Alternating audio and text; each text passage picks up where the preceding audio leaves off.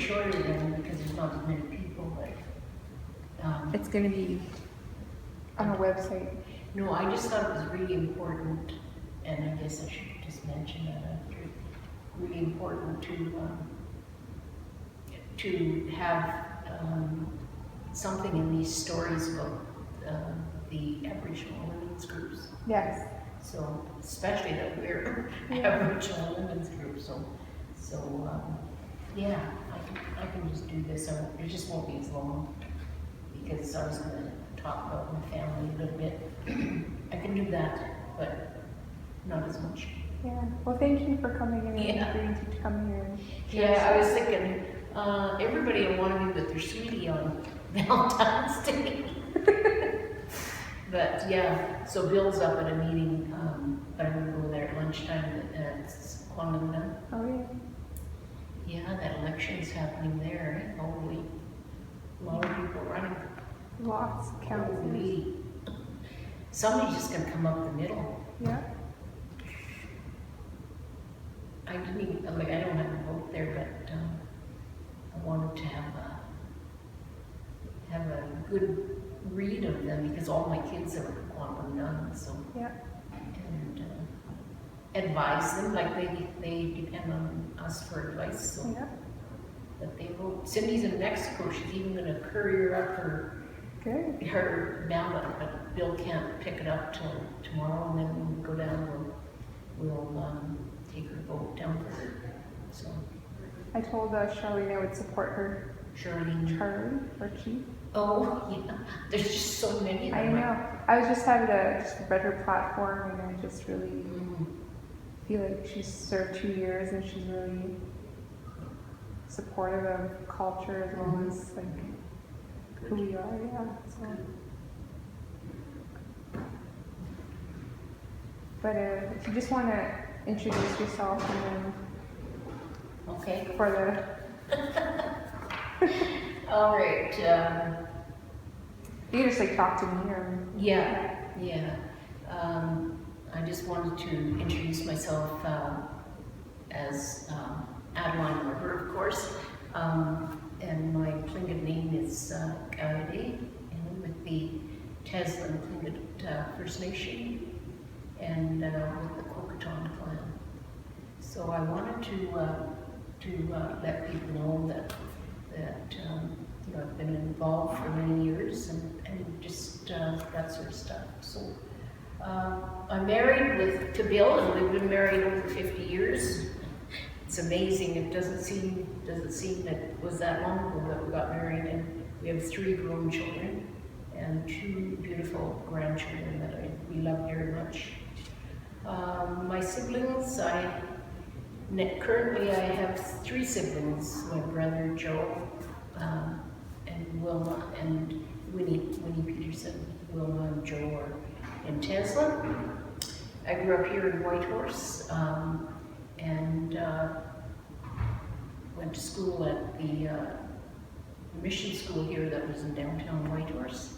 And then after my dad died and we were living here with our mother after we left residential school, we lived in various homes in Whitehorse. We used to live behind the Yukon Inn against the Clay Cliffs. We had a home there where the Yukon Gardens are now. Not Yukon Gardens, but the community garden. And that was where our home was. And I don't know what happened. I was too young, but somehow Mom lost the home after our dad died. Probably, I'm guessing to do with taxes, but never ever checked it out. But then we lived in various places around Whitehorse and eventually settled in Whiskey Flats. Our mother bought a log cabin down there, and so that's where we lived until I left home and got married to Bill. So yeah, you know, growing up with a single parent here in Whitehorse after our dad died wasn't always easy. You know, and given the circumstances, my mother made sure that, you know, we had lots of fun and love in our family, and a lot of laughter. So, you know, we had that, and she worked very, very hard to provide for us. And she was very motivated and hardworking, and it's through her that I learned that hard work and self-determination are the keys to success, and she's definitely the biggest influence on my life. I worked various jobs with the Council for Yukon Indians and the Federal Public Service, and then retired after 30 years. I've served on numerous boards and committees over the years, such as the Enrollment Commission. I was with the Enrollment Commission until it closed, and the Yukon Hospital Corporation. I was on that board and chair of the First Nations Health Program there. And I've done many national meetings and have been involved in on boards and committees at the national level. I had the opportunity to go to the United Nations twice, and that was really an experience. You know, I was quite amazed, like, just being in this meeting talking about issues that were affecting women around the world. And you know, it was just heartbreaking, some of the stories you were hearing that witnesses were making.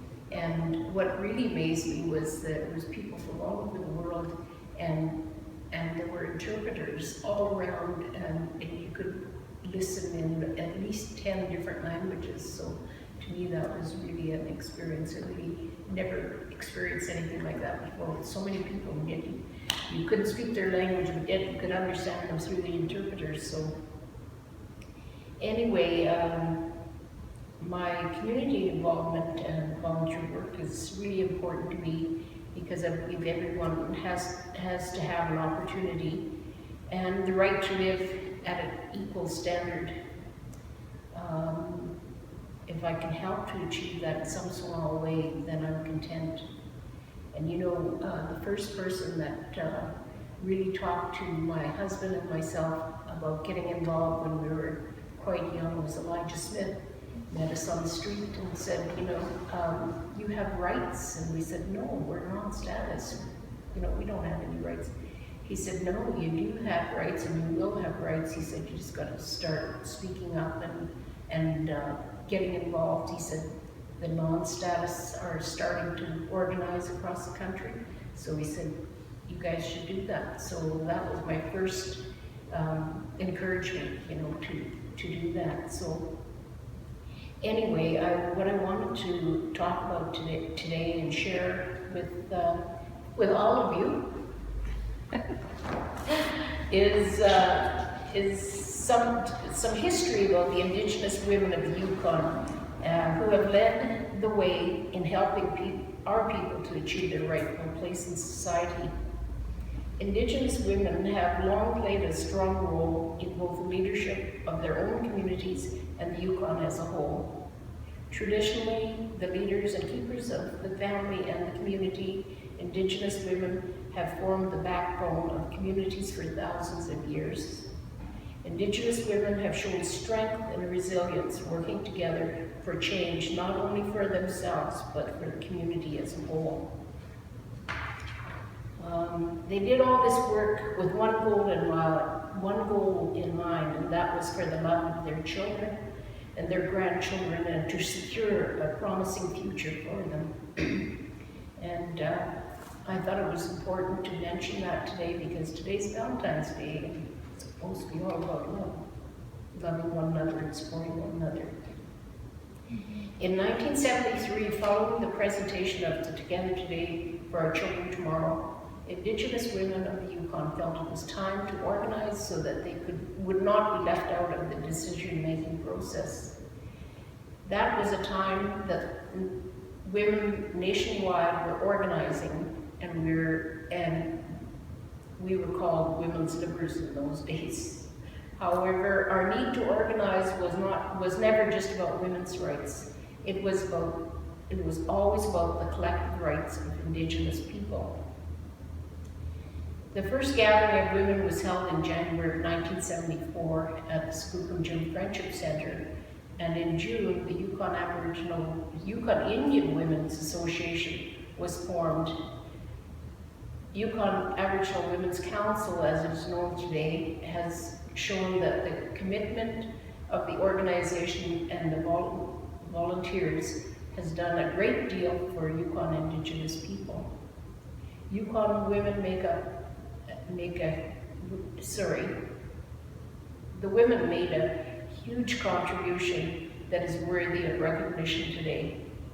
They started with a concern about our grave sites being used as tourist attractions and took action to ensure protection of our traditional grave sites. They staged the first peaceful demonstration to denounce this abusive use and erected signs at the entrances. Then when they heard that our children were having difficulties in school, they introduced the concept of homeschool coordinators, which today are your community education liaison coordinators. And Thelma Norby was the first homeschool coordinator here in Whitehorse at the Whitehorse Elementary School. Oh, wow. One of the most significant contributions was to lead the process to establish a home for battered women, Kayushi's Place, and it was named in honor of the first president, Kayushi Harris. Their contributions were not only their contributions were not only in the social and cultural areas, they were also in the political arena. As Indigenous women, we knew that we had a traditional role to play in the political shaping of our world. We were just not sure how that would look. So we began the process of talking to people like Adeline who was one of the first women MLAs. And when Rosemary Brown came to Whitehorse, we sat down and talked to her. And we also held leadership training courses. We took public speaking with the Whitehorse Toastmasters, and gradually we began to grow and, more importantly, support one another in our growth. We made a commitment to succeed in the political arena, and we did in other fields as well. Yukon women were recognized at the national level as being adept at politics and held office in various capacities right up to today. One of the national issues women addressed was the elimination of Section 12(1)B of the Indian Act. They worked hard and worked steadily for 10 years. People like Margaret Thompson, Bobby Smith, Jean Gleason, myself, and others saw the passing of Bill C-31, which allowed inclusion of non-status Indians back to their respective bands, where they were able to receive benefits. If it wasn't for the work of these women nationwide, the issue would probably never have been addressed. I would like to list a few of the significant positions held by Yukon Indigenous women in the early days. As you may know, Judy Tugel not only was at the 1973 presentation of the land claims document Together Today for Our Children Tomorrow in Ottawa, but she was the first woman to hold the position of band manager. And then she was the first woman appointed chair of the Council of Yukon Indians, overseeing the final settlement of claims process. Dorothy Smith was the first woman chief, closely followed by Alice Frost. Alice McGuire was the first Indigenous woman to hold office as a member of the Yukon Legislative Assembly, followed by Margaret Jo Commodore, who was not only an MLA, but was an Indigenous woman in Canada, was the first Indigenous woman in Canada to hold the portfolio of Minister of Justice. Norma Cassie was elected as an MLA and represented her community of Old Crow very well. Margaret Thompson became president of the Native Women's Association of Canada, She received an honorary degree, doctorate degree from the University of Victoria, and Jean Gleason became Vice President of Native Women's Association of Canada, the President of the Casca Development Incorporated Council, and the Director of the Implementation of Yukon First Nations Land Claims and Self-Government. Bobby Smith was the first director of the Yukon Women's Directorate, and she was instrumental in carrying out another initiative, Dene Neseniton, that the women had the foresight to see the need for healing process for our families.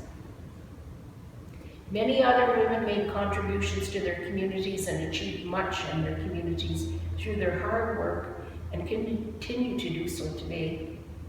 Some have received awards and recognition both locally and nationally.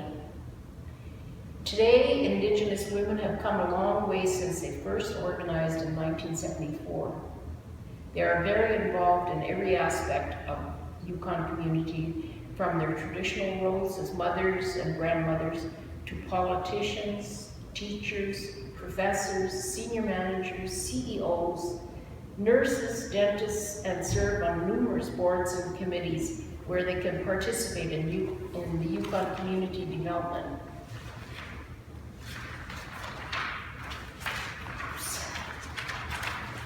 Should use my pen. The issues facing Indigenous women today continue to be challenging. However, as women continue to recognize that we have a contemporary role to play based on our traditional role, and that is we must work together as women, but we must also work with the men to ensure the future of our children and grandchildren. Our history as women, and as women contributing to the development of our communities, it has been noteworthy. We continue to take our role seriously and hope the younger generation of women will do so as well. It is just as important today to get involved on behalf of your community as it was in the past years. If you don't have all the skills, there are many opportunities to build your qualifications and education. We didn't achieve change and our settlement agreements without hard work and dedication. We have brought about significant change and the quality of life that is still going to take, we have brought about significant change and quality of life that is still going to take years of hard work and attention to maintain new and accepted practices and programs. We must continue to pursue higher quality of life and excellence for our families now and in the future because of our love for them. Any questions?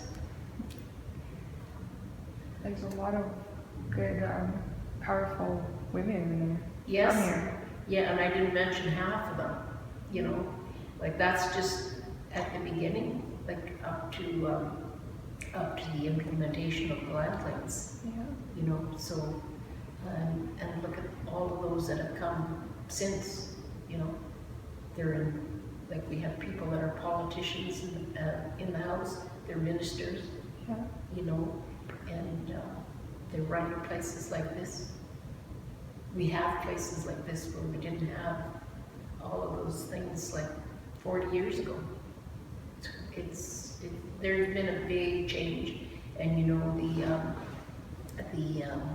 it's going to take time. Like when you think about my First Nation, the Tesla, like we've been 20 years now, and Since self-government. since self-government, and it's amazing what they've done, and yet people expect things to move very, very quickly. Mm-hmm. It can't. Everybody has to work together to make sure it happens. So, yeah. And so how long have you been so you've been with the Yukon Aboriginal? And also, Well, I was there after they formed. Like I wasn't one of the founding members, but but I've been involved since 1975. I was president, so 1975, and then from there on and off. And currently I am on the board of directors of Yukon Aboriginal Women, and I also am vice president of the Whitehorse Aboriginal Women's Circle. It's, you know, a group of women working in the Whitehorse area to deal with issues that are important to women in Whitehorse in particular. So Yukon looks after national issues usually, yes? Okay, and you, your organization doesn't just focus on women? No, the programs we have are for men and women, and we've been working really hard to involve the men, because, you know, even now with the missing and murdered Aboriginal women, Indigenous women inquiry, just recently they announced that they will definitely be looking at or listening to stories about the men as well and boys. So I think that's really important, and it's something that you know, that would probably not have been done if there weren't all these women on this inquiry. Yeah. They would have said, no, this is for women. I'm guessing, but that's what I think. Right. Can you tell me about your poster? Oh yeah, the poster here is one that the Women's Directorate put together a few years ago to recognize the 35 years of leadership and community development. And it's just pictures of some of the people from the past. There's past presidents on there, and Mary Jane Jim is there as well. You know, and some of the things that people were doing, and there's still people there on there that are still involved, like Anne Moderator is in the top there with the big glasses. She's very involved. Edith Josie and Jean Gleason, Benji, Marion Shelby, Alice McGuire, Margaret Jo, Edie Boner, and there's the old newspaper clipping about the Indian burial grounds, not for tourists. But yeah, we did hold that first demonstration. Where was that? The Indian burial grounds. Right over here. The one and done gravesite. Oh, right. And the Champagne Asia. Oh, okay. You know, I'm not, yeah, Champagne, you know, going through there before, just tourists would stop and snoop around and start, you know, pilfering. Yeah. They were pilfering because people would put possessions in there, as you know. Yeah. So you've been involved for quite some time, since 1975. Oh yeah, like I've been involved since 1975 in one way or another. I've stepped aside and come back. But yeah, so hopefully I'll finish up soon. Well, you did mentor a lot of women, so I'm pretty Yeah, I enjoy that, and I like to encourage younger women because they're gonna have to look after things, you know, and I'm always willing to help. So yeah. I can tell your mom was a huge teacher for you, and that you still carry that, and that's probably... Yeah, every day, you know, she did her best. Yeah. But even when you were in mission school, I remember you telling me stories that she would come and take care of you. Like, yeah. Not only you or your family, but others. Others as well, yeah. She'd come up and bring some bannock. Strong women always create strong children. Yeah, that's right. You know, the women had to be strong when you think about, you know, her generation and what they went through, the discrimination and stuff, because, you know, she was a strong woman, like I said, and she did the one thing that women never did, was she left an abusive husband.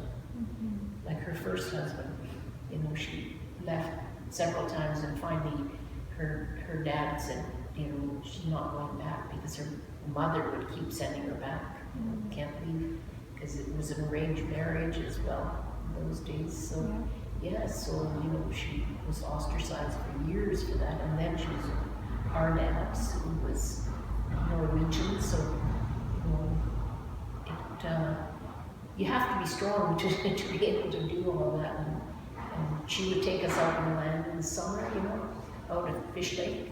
Just love that place. Yeah, so I'm still, you know, go out there sometime just to be there. Yeah. Well, thank you. Okay, well, you're welcome. If any of this is of any value, Oh, of course. hopefully. Yeah,